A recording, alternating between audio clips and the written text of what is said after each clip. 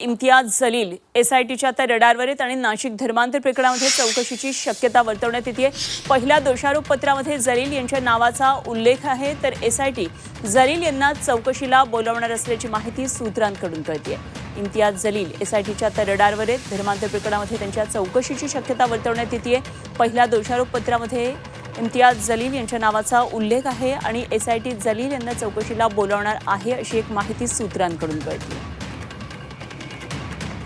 नाशिक धर्मांतर प्रकरणात आता एक नवीन राजकीय ट्विस्ट पाहायला मिळतो आहे।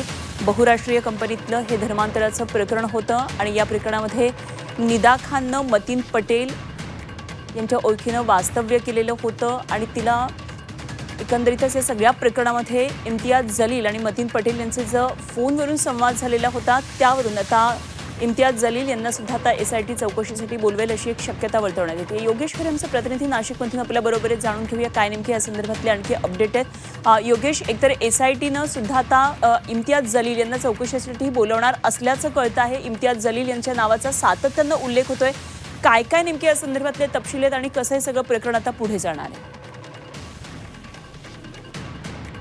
धर्मांतरण प्रकरणामध्ये निदा खान तिला आश्रय देण्याप्रकरणी मतीन खान यांची चौकशी करण्यात आली। मतीन खान हे स्थानिक स्वराज्य संस्थेतले नगरसेवक आहेत संभाजीनगरचे, आणि या संभाजीनगरच्या नगरसेवकांची चौकशी 2 ते 3 वेळेस करण्यात आली आहे। निदा खानची सुद्धा चौकशी करण्यात आली आणि यामध्ये इम्तियाज जलील यांचं काही ठिकाणी मतीन खान याने नाव घेतलेलं आहे आणि त्यामुळे इम्तियाज जलील ना उल्लेख जो आहे तो चार्जशीटमध्ये दाखल करण्यात आलेला आहे। त्यामुळे एकूणच एसआयटीच्या या चौकशीमध्ये जे पुरवणी दोषारोप पत्र आता दाखल केलं जाणार आहे त्यामध्ये सुद्धा इम्तियाज जलील यांचं नाव येऊ शकतं। त्यापूर्वी इम्तियाज जलील यांना चौकशीसाठी बोलवण्यात येऊ शकतं अशी शक्यता दाट आहे।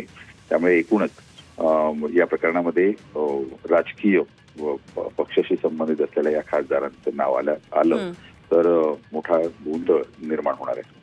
निश्चितच योगेश, जरूर या अपडेट्सवर लक्ष ठेवून राहा। वेळोवेळी आपण चर्चा करूया, आणखी माहिती जाणून घेत राहूया। तुर्तास धन्यवाद दिलेल्या माहितीसाठी। योगेश खरे आमचे प्रतिनिधी आपल्याबरोबर होते।